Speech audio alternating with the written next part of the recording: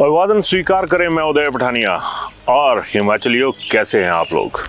हो गया लोकतंत्र, हो गया वो महोत्सव जिसके आप जिक्र करते हैं, जिसको आप नेता समझाते हैं आप लोगों को आके कि ये तो बहुत बड़ा उत्सव है, आप इसके हिस्सेदार बनिए।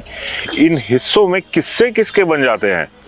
पंचायती चुनाव हो गए और पूरा प्रचार तंत्र जो था वो जुटा हुआ था। पहले चुनावों में, अब चुनावी नतीजे आ गए, जिला परिषद बन गई, बीडीसी बन गए, प्रधान, उप प्रधान, वार्ड पंच बन गए। और उसके बाद अब क्या हो रहा है? अब प्रदेश के मुख्यमंत्री सुखविंदर सिंह सुक्खू अपना पक्ष रख रहे हैं, जयराम ठाकुर अपना पक्ष रख रहे हैं जो नेता विपक्ष हैं, और हम लोग कहाँ पे गए? इनकी खुशियां, इनके गम। आम आदमी कहाँ पे है? और आज मेरा एक सवाल रहेगा आप तमाम, खास करके जो यूथ है हिमाचल का, और साथ में वो पेरेंट्स भी, उनके साथ भी सवाल रहेगा कि क्या इन चुनावों ने आपने वो मुद्दा जो सबसे दूसरा एक बेस कहा जा सकता है, उस का जो हिस्सा बने लोग, उनसे उठाया? आपने बेरोजगारी का सवाल उठाया? आपने किसी से पूछा? प्रधान से लेकर एक वार्ड पंच से लेकर जिला परिषद के सदस्य तक आपने सवाल उठाया कि हमारी इतनी दुर्गति हो रही है, हमारा क्या होगा? नहीं, आप लोगों ने नहीं उठाया। और अब नेताओं से भी मेरा सवाल रहेगा कि आपने जो भी तमाम मुद्दे थे, एक तो सोशल मीडिया बेस्ड जो आपको रेडीमेड मटेरियल मिला, आपने वो मटेरियल उठाया और उसको दिखाने शुरू हो गए। अपनी सोच कहाँ थी आप लोगों की? आज हिमाचल का युवा त्रस्त है, हिमाचल का युवा तरस रहा है नौकरी को। उनका जिक्र किया, कितनी ही जॉबलेस लोग हो गए जो कोविड काल में जिनको नौकरियां मिली थी। आज भी धर्मशाला में एक पेशी थी, वहां पर बच्चे गए हुए थे, उनका फोन आया कि सर हमारा कुछ नहीं हुआ। अब मेरा सवाल है कि जो लोग कोविड काल में हमारे साथ खड़े हुए, उनके साथ तो हम लोग नहीं खड़े हुए, हम लोगों ने तो उनकी आवाज़ नहीं सुनी। कोर्ट कचहरी हो रही है, हर तरफ तमाम चीज़ें हो रही हैं, और वही चीज़ आ गई कि जिंदाबाद मुर्दाबाद करने के लिए हमारा यूथ निकल जाता है। पूछा नेताओं को, एमएलए को, मंत्री को तो पूछना बहुत दूर की बात है। आपने तो शायद अपने वार्ड पंच, अपने प्रधान से भी बात नहीं की होगी, जिला परिषद सदस्य से भी बात नहीं की होगी। आज एक तरफ कहीं बधाइयों के तांते दे रहे हैं, लगे हुए हैं, कहीं पर जो बकाया चीज़ें हैं, जिस तरह से कोई शोक संवेदनाएं हो रही हैं कि चलो जी हार गए तो क्या हुआ, जिंदगी है, इसमें हार जीत चली रहती है। लेकिन मेरा एक सवाल है कि आम हिमाचली की हार ही हार है, जीत हुई तो कहां पर हुई? क्या किसी ने कोई सवाल उठाया? नहीं उठाया। अगर इसी तरीके से देखा जाए तो बीजेपी जो विपक्ष में बैठी हुई है, उसने भी इस मुद्दे को एक बार भी हवा नहीं दी। कांग्रेस से उम्मीद क्या करनी, क्योंकि ये लोग सत्ता में हैं।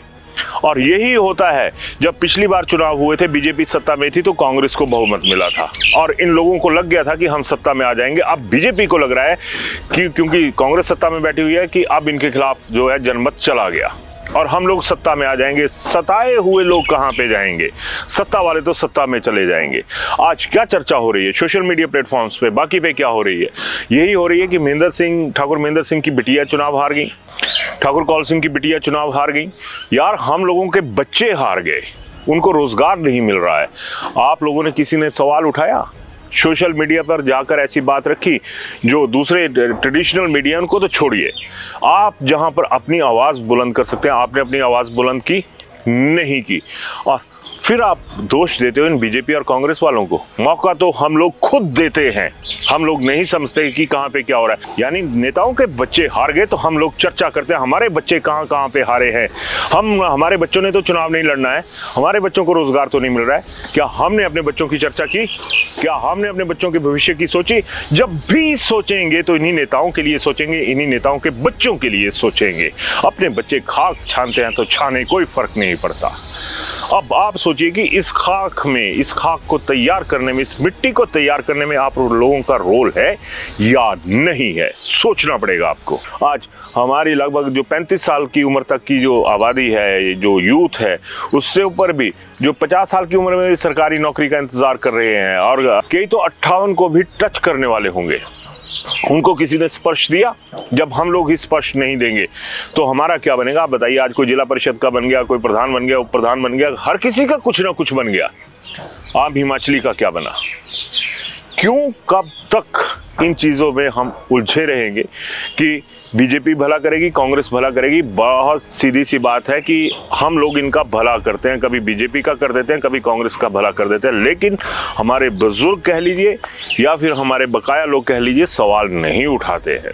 और जब हम लोग अपने बच्चों की खातिर और अपने यूथ की खातिर सवाल नहीं उठाएंगे तो फिर हमारे जनाजे उठेंगे, हमारे अरमानों के जनाजे उठेंगे, हमारे अर्थियाँ उठ जाएंगी हमारी उम्मीदों की। लेकिन हम लोगों को आदत है कि हम उसी तरफ चलते हैं। और कम से कम एक ईश्वर का दिया हुआ या टेक्नोलॉजी का दिया हुआ सोशल मीडिया प्लेटफॉर्म्स तो है। आप अपनी आवाज़ बुलंद कीजिए, मत कीजिए कि हाथ मजबूत हो गया, कमल का फूल खिल गया, हमारे हाथ टूट गए, हमारे चेहरे मुरझा गए। लेकिन हम लोगों को कमल का फूल नज़र आता है, हमको हाथ नज़र आता है, इसके अलावा कुछ नज़र नहीं आता है। और मेरा यूथ से भी आग्रह रहेगा कि जिस तरह से नेरवा के बच्चों ने आवाज़ बुलंद करी थी ना, उससे भी कुछ सीख ले लो उन बच्चों से। सवाल पूछिए। एक भी वाक्य ऐसा नज़र नहीं आया जिसमें यह कहा गया हो कि उस इलाके के उस युवा ने या उस युवती ने ये सवाल जो था वो किसी भी कैंडिडेट के सामने खड़ा किया। बैठे रहिए आप, बैठने लायक ही हैं हम लोग, लेकिन उठना पड़ेगा। बुजुर्गों को भी उठना पड़ेगा, जो अधेड़ हैं उनको भी उठना पड़ेगा, जो यूथ है उसको भी उठना पड़ेगा, और बच्चों को भी समझाना पड़ेगा कि जिस तरह का दौर आ रहा है ना, तो इसमें बीजेपी कांग्रेस से कुछ भला नहीं होने वाला है। खुद अपने हकों की लड़ाई लड़िए। और जिस तरह से एक पहाड़ी में कहा जाता है ना कि गड़े गुट्ठा दे ने अपने सवाल जो रखा, तो सवाल तो आपको रखने पड़ेंगे, अदरवाइज आप धरे के धरे वहीं पे रह जाएंगे जहां पर आप रखे गए हैं। जिला परिषद की बात करी, बीडीसी की बात करी मैंने। अब क्या होगा? अब जंग छिड़ जाएगी कि अध्यक्ष पद पर किसका कब्जा होगा। तब बीजेपी कहेगी कि हमारे इतने अध्यक्ष आ गए, हमारे इतना जिला परिषद पे कब्जा हो गया। दूसरी तरफ से कांग्रेस कहेगी कि इतने का कब्जा हो गया, इतने बीडीसी आ गए, इतने जिला परिषद आ गए। आपकी चर्चा फिर कहीं नहीं होगी। हमारे दिलों पे कब्जा करने की सोची किसी ने? अपने जो हित है ना वो नजर आते हैं। और दुख की बात है, लेकिन ये हकीकत है कि एक भी जो इसमें पंचायती राज व्यवस्था के तहत लोग थे उन्होंने इस बात को नहीं उठाया। और अब वही चीज आ गई कि हम मस्त रहेंगे इन्हीं चर्चाओं में कि फलां जिला परिषद पर फलां का कब्जा हो गया, वहां पे फलां का कब्जा हो गया। उजड़ गए हम लोग। कब सोचेंगे आप लोग? इनके कब्जे करवाइए। खुद अवैध कब्जाधारी भी नहीं बन सकते। वैध का हमें जिम्मा नहीं मिलता है कि हम वैध तरीके से रोजगार अपनी काबिलियत से कमा सकें। हमारा रोजगार जो है ना, वोट का रोजगार, वो इनके लिए जाता है और हम लोग पहुंचते हैं वहां पर जाकर। लेकिन वहां पर जाकर, पोलिंग बूथ पर भी जाकर हमें क्या मिलता है ये भी आप तय कीजिएगा। शायद कुछ बच्चों के तो चाचा भी खाली बैठे होने, ताऊ भी खाली बैठे होने, कईयों के तो बाप भी खाली बैठे होने, माता जी भी खाली बैठी होनी है। और यहाँ से भी सबक नहीं लेंगे ना, तो यही लोग हमें सबक सिखाएंगे। याद रखिए, लोकतंत्र है, लोक की वजह है, नेता तंत्र नहीं है। नेता हम बना देते हैं, लोक जो है वो नेता बना देता है। और लोक को परलोक भी हासिल नहीं होता है। राय मत दीजिएगा, सोचिएगा जरूर। धन्यवाद। घर में पड़ा पुराना सोना अब काम आएगा, चाहे किसी भी ज्वेलर से लिया हो। बुद्धा वलन सन्स ज्वेलर्स में लाइए और पाइए सबसे बेहतर एक्सचेंज ऑफर। पुराने गहने दीजिए, नए गहने लीजिए, पूरी ईमानदारी से, बिना किसी झंझट के। बुद्धा वलन सन्स ज्वेलर्स, पालमपुर, जहां पुराना सोना भी पाता है नई पहचान।